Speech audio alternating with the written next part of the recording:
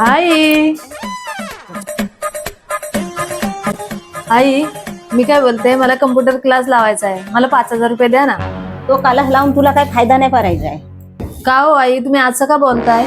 कारण तू जर बुद्धीची आहेस. अच्छा. जरबर बुद्धीची काय नाही मी. तुझ्या एकपट डोक्यात काही शिरत नाही. तू जर बुद्धीची आहेस. विचारा मला कुठला पण प्रश्न, बघा मी कसं उत्तर देते ती पटापट. बरं असा काय, तुला एक प्रश्न विचारतो, त्याचं मला उत्तर दे. ठीक है, रस्त्यावर 2 नोटा पडलेल्या आहेत. समझ गया. एक 2,000ची, एक 500ची. कुठली उचलशील?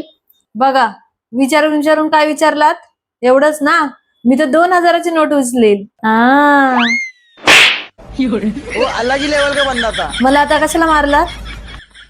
बरोबर तर उत्तर दिलेला मी, मग काय 500ची उचलू काय? बोलवतो ना तू जर बुद्धीची आहेस म्हणून. आताच्या जमान्यात 2,000ची नोट चालते काय? येरी कुठली? ठीक आहे आता दुसरा विचारा, बघा बरोबर उत्तर देते का नाही. अच्छा, दुसरं प्रश्न विचारू काय? मला सांग, रस्त्यावर 500ची ना 200ची नोट पडलेली आहे, कुठली उचलशील? आता 200ची पण चालतंय, 500ची पण चालतंय. हा, मी आता 500ची उचलणार. सासूबाई बघितलीत की नाही माझी हुशारी? अबे साले। आता काय झालं मारायला? दोन्ही नोटा चालतात ना, दोन्ही नोटा उचलू शकत नाही काय तू? जर बुद्धीची कुठली? काय ग, गाल्यावर हात घेऊन कुठं उठून चाललीस? जाताय मी, रस्त्यावर पडलेत नोटा त्या उचलायला. येता काय तुम्ही?